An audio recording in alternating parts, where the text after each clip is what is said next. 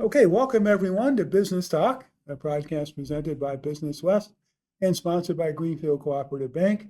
I'm George O'Brien, filling in for Joe Bednar. We've got a great show for you today. We've got with us Ray Barry. Everyone knows Ray. Everybody loves Raymond. That's a TV show. That is the TV show. Ray is the founder and general manager of White Lion Brewing in Springfield. Ray, how are you? It is a pleasure to be here, George. Thank you for having me. Oh, the We're doing pleasure great. is, Thank is you. all Thank you. Thank you. mine. Thank you. It's summertime, so I know how busy you are. I'm We are in glad the you're middle of able to put summer. aside a couple of minutes for me. When you call, I listen. Oh, okay, I like that. Can you teach other people how to do that? We have got a lot to talk about today. Great.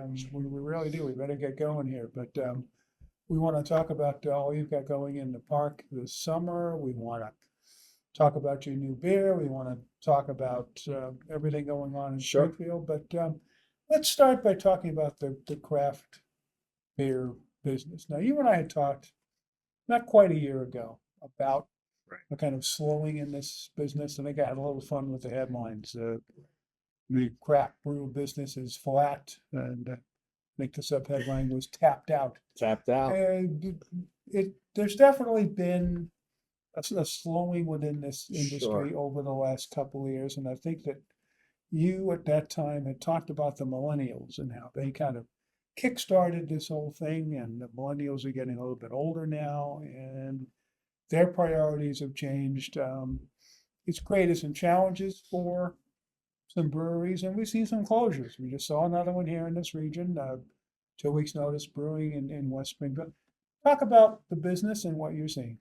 Yeah, I think the story remains the same, George, from about a year ago. The trade is still under a tremendous amount of pressure. And it only takes a week to reflect on when you see a 2 weeks notice right across the bridge. It's been around for 7 or 8 years. That has created a nice little culture and family over there. But the pressures, the expenses, we talk about different geographic or residents that are no longer drinking, right? You have segments of society. We talk about the millennials and the different types of um, challenges that they have, obviously growing and families and different competing priorities. The next generation, Gen Z, Gen X, no longer drinking as much. So these are the pressures that the trade faces. The tap room's a little bit thin, Mhm. and you have to be able to be creative to keep the tide moving forward. We're going to get to that creative side in a minute. Talk about the expense side of this business. I mean, everything is more expensive now, but Everything is more what I'm expensive. hearing in the brewing industry, everything's going Up. up and Well, up. it's not just the brewing industry, it's everywhere. So if you're in the hospitality industry, we face challenges as well. So, White Lion is hospitality, production, and community engagement. And there's pressures in each respective lane. That's why you see a number of breweries pivoting. So, expenses for hops increase, expenses for aluminum increase, import, export.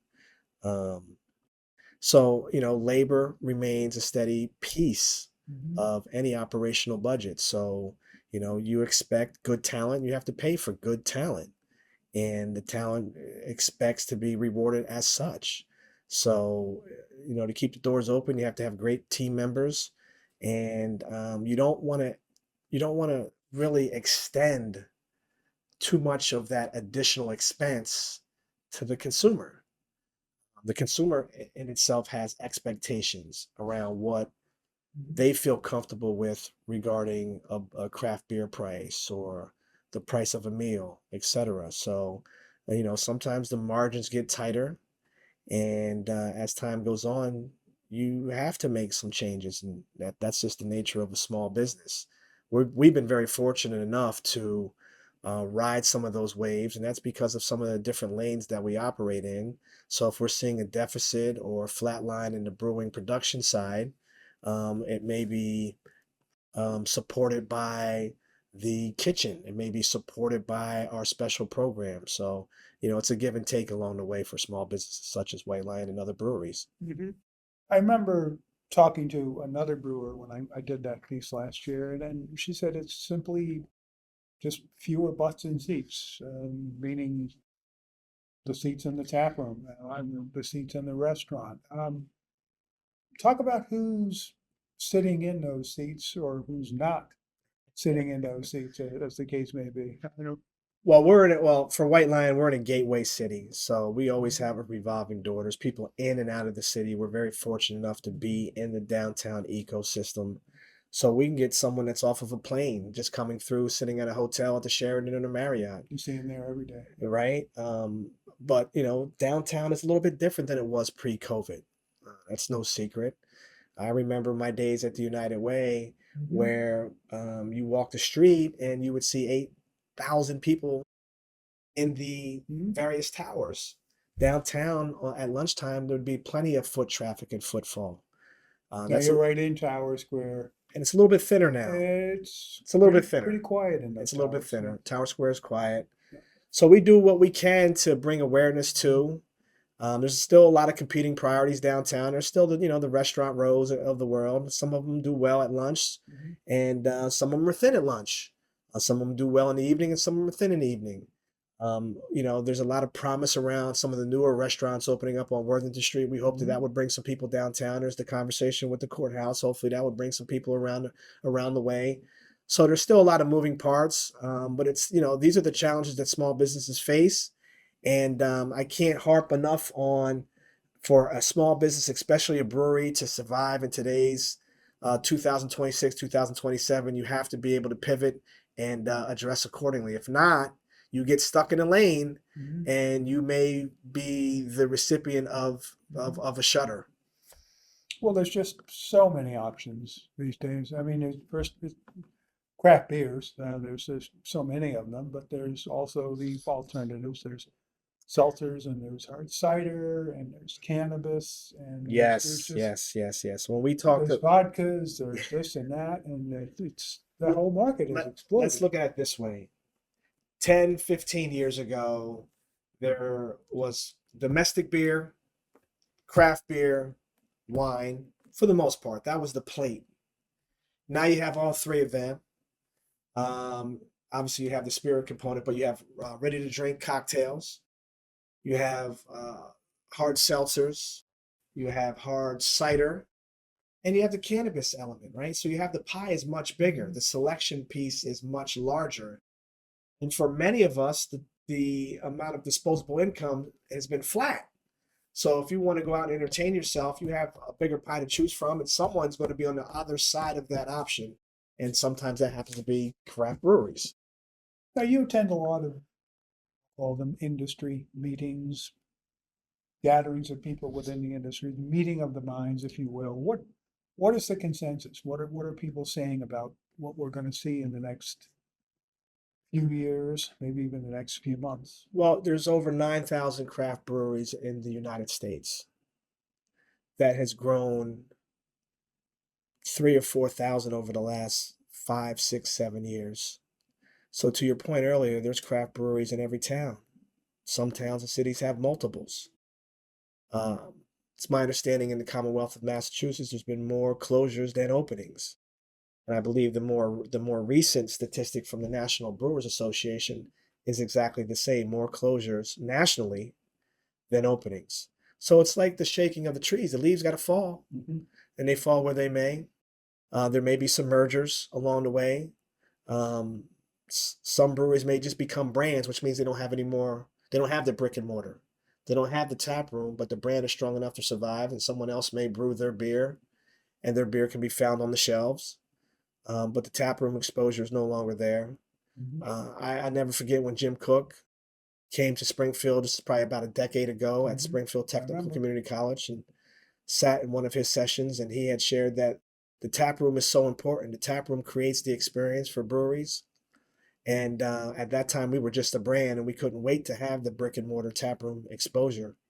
So, tap rooms are very important. So even if you are just a brand, unless you have a very good brand and a very good following, it's very difficult to not have the tap room exposure. To your point, when you go to a liquor store, a convenience store or now even a grocery store, Yeah. there's tons of product on the shelves. So unless you know what you're looking for, it's easy to get lost in the conversation.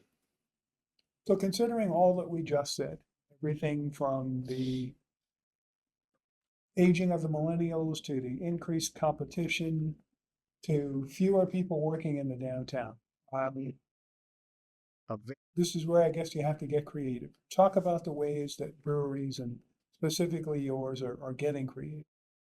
For us, it's creative programming, not being afraid to extend yourself beyond the brick and mortar tap room. Don't forget, we started that way. Mhm. We didn't have the tap room. We brought everything to a respective neighborhood, a respective community, etc. So it's already in our bloodline to be able to extend beyond. So that's when you see the beer gardens, Pride Lands, the extension of White Lion Wednesday, partnerships with the city of Westfield and Artworks, a nonprofit out there. We complement what they do every summer. We've worked with the city of Holyoke for several years in doing beer gardens. And that's extended to other special events. Now we partner with the city of Springfield and their music up in Forest Park. Mhm. And we're getting more and more requests for outdoor programming and our Mhm. beer trailers, etc. I So saw your truck on the street on Main Street. there There's you a go. So there's a prime there example it is. of being in a position to extend the conversation above and beyond the brick and mortar tap room environment. You have to continue to go out and push, Mhm. especially in the business that we're in. There's a number of great restaurants, great bars that are out there, especially neighborhood based. We don't have to go too far. Right. Sometimes just right down the street. So, being in the downtown environment, we have to be able to continue to project and let folks know that we are here and we have a seat for them. But if Mhm. you can't sit in that seat, there's programming out there where you may find us. This is Business Talk, a podcast presented by Business West and sponsored by Greenfield Cooperative Bank. We're talking with Ray Berry. He is the founder and general manager of White Lion Brewing. We're talking about changes in the industry, a slowing of the industry, and the need to be creative. And today is not Wednesday, but you're doing a lot in downtown Springfield, not just on Wednesday, but several days of the week. That's Talk correct. about the park, how it's become White Lions Playground, if you will. It is a playground, but it all started in partnership with the Business Improvement District, White Lion Wednesday pre-COVID. I mean, that was really the kickstart for us. And it allowed us to expose the brand to a much more larger audience. And it's grown since then. I'm very fortunate enough to have a great partnership with Tower Square Ownership, who owns the park. The park has grown over the last 2 years, thanks to Tower Square, thanks to the city of Springfield, some ARPA funding, some private funding.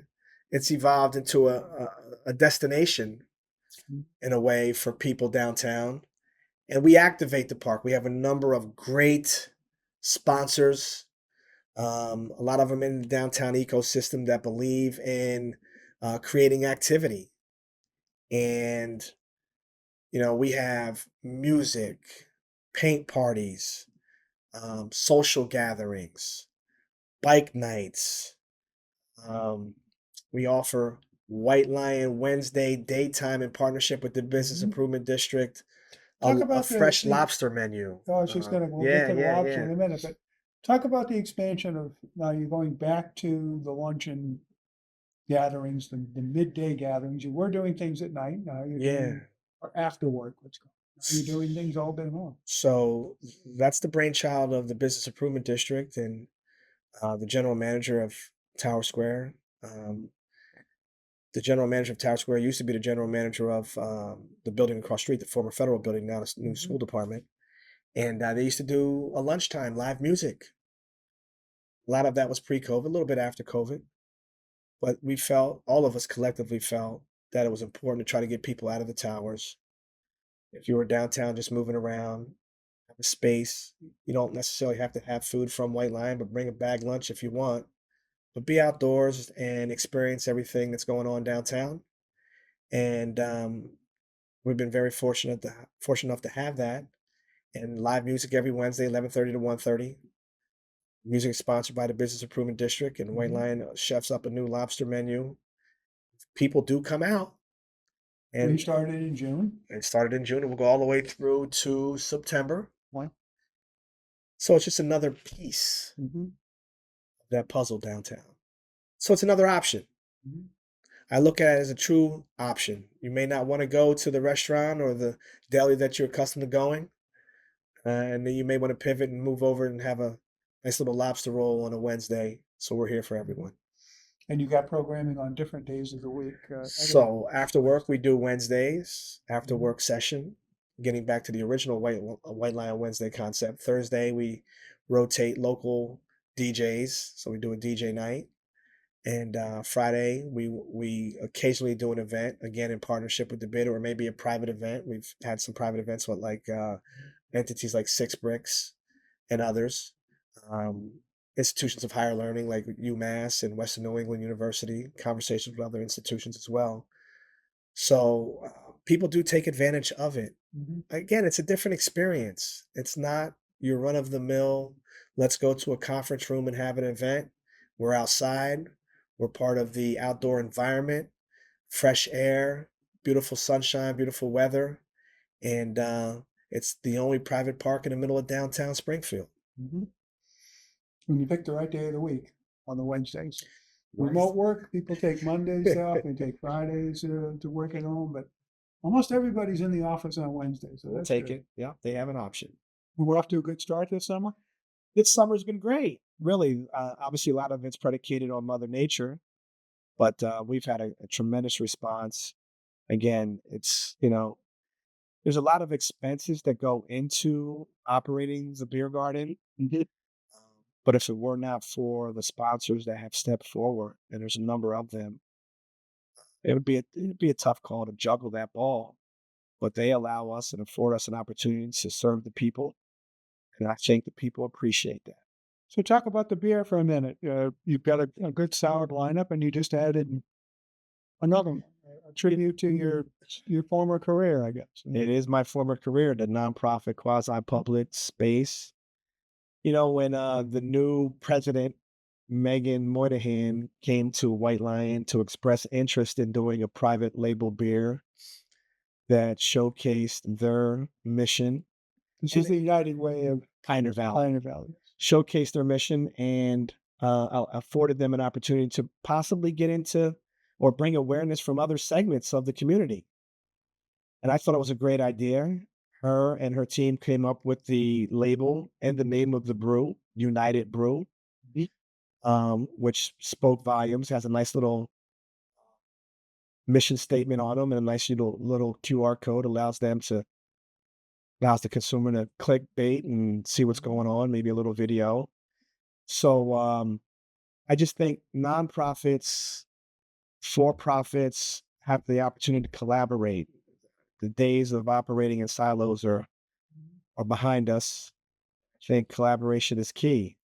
And the United Way of Pioneer Valley had that foresight. And it's no different. There's other nonprofits that we've partnered with and other private entities that we've partnered with and continue to partner with for private label beers that bring exposure to who they are, what they are. So this particular beer is an American lager, 4.2%, 16-ounce can. And all of the proceeds from the sales of that beer go back to the United Way and its mission. So we're very happy with that partnership. What goes into bringing a new beer, saying it's on board to the can? Well, that's why you have a team that knows exactly what they're doing. We're very fortunate enough. My business partner, Mike Yates, has been with me from day one. He's been brewing for over 25 years. So whether you or whomever comes with an idea, we believe, he believes he can bring it to fruition. There are a number of beers on the horizon that will be exposed to the community over the next several weeks, several months, that are a continuum of that partnership with nonprofits and other festivals. So it takes time, but it's your normal brewing cycle. There may be some fruit additives or varying types of hop variations, but the brew team knows exactly what they're doing. And I try to stay out of that conversation, George. I always say if I got into the brew house, something may explode, and I don't want to be a part of that. Talk about the business plan for White Lion moving forward. You have a really strong presence in this market now. We're looking at other markets. What are we, what's in the business? I think we'll continue to root ourselves in the greater Springfield area. There's still a tremendous amount of upside in the valley. We tried to extend ourselves to Amherst, and it was a little bit too premature. I think if we would have waited maybe 3 or 4 more years, then the timing may have been right. So you live and learn along the way, like anything that we do in life. So I think there's a lot of upside for us relative to the food space. Mhm. I think we can continue to enhance our kitchen, um, bring more attention to White Line doing catering. You may see a food truck in the future. Well, we're very happy with our municipal partnerships. There may be opportunity in other municipalities. Yeah. We just signed a agreement with Festa in Ludlow, so we'll have some brand exposure there, and our beer will be there. And so that that just opens up the doors for other festivals that may see us. We've seen a number of institutions of higher learning reach out to us, and that could be just due to our relationship or positioning in the tower with UMass. So the valley is rich with opportunity. Okay. And I think there's an opportunity for us to really root and continue to root ourselves here. All right. That does it for this episode. We're just about out of time, but I want to thank you again. I know it's not Wednesday, but you're busy as always. I want to thanks for taking a couple minutes and talking with us. Sometimes every day is a Wednesday, George. It is very informative as always. So Appreciate you, my friend. thank you again. We'll have you back soon. Thank you. Thank you. All right. And thank you to all of you for tuning in to Business Talk. This is a podcast presented by Business West and sponsored by Greenfield Cooperative Bank. I'm George O'Brien, and we'll see you next time.